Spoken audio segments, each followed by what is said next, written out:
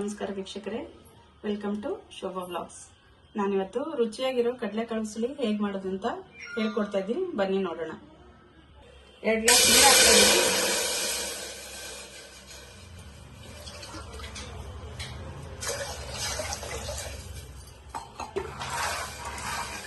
ರುಚಿಗೆ ತಕ್ಕಷ್ಟು ಉಪ್ಪು ಹಾಕ್ತಾ ಇದ್ದೀನಿ.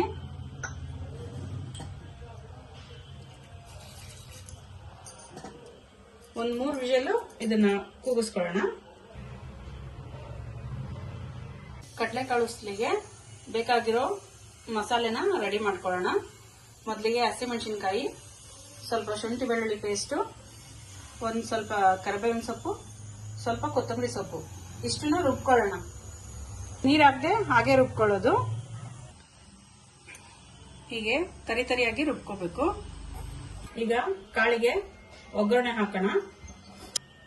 ಒಂದು 4 ಸ್ಪೂನ್ ಎಣ್ಣೆ ಹಾಕ್ತಾ ಇದ್ದೀನಿ. ಮೊದಲಿಗೆ 4 ಸ್ಪೂನ್ ಎಣ್ಣೆ ಹಾಕ್ತಾ ಇದ್ದೀನಿ.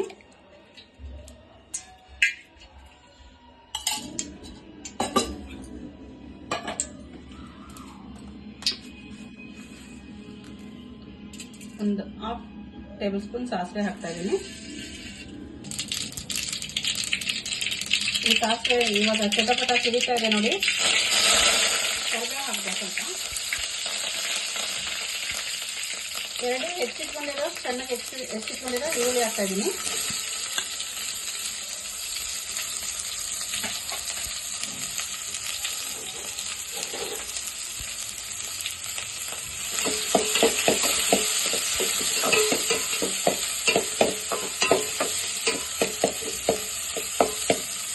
ಕಲರ್ಗೆ 1 ಚಿಟಿಕೆ ಅರಶಿನ ಹಾಕ್ತಾ ಇದ್ದೀನಿ.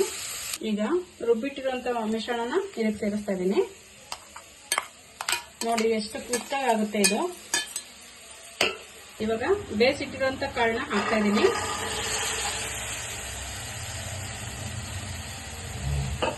ಹಾಗೆ ಸ್ವಲ್ಪ ತೆಂಗಿನ ತುರಿನ, ಈಗ 1 ಬೌಲ್ ಆಗೋಷ್ಟು ತೆಂಗಿನ ತುರಿ ಮಿಕ್ಸ್ ಮಾಡ್ತಾ ಇದ್ದೀನಿ.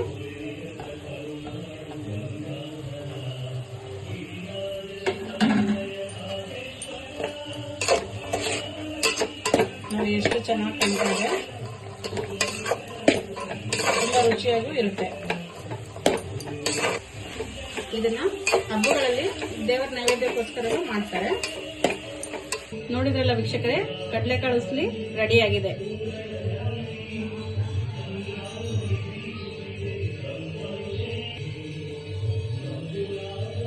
ಶಿವರಾತ್ರಿ ಹಬ್ಬದ ಪ್ರಯುಕ್ತ ನೀವು ಮನೆಯಲ್ಲಿ ಇದನ್ನ ಟ್ರೈ ಮಾಡಿ, ಹೇಗಿದೆ ಅಂತ ಕಮೆಂಟ್ಸ್ ಮಾಡಿ ತಿಳಿಸಿ.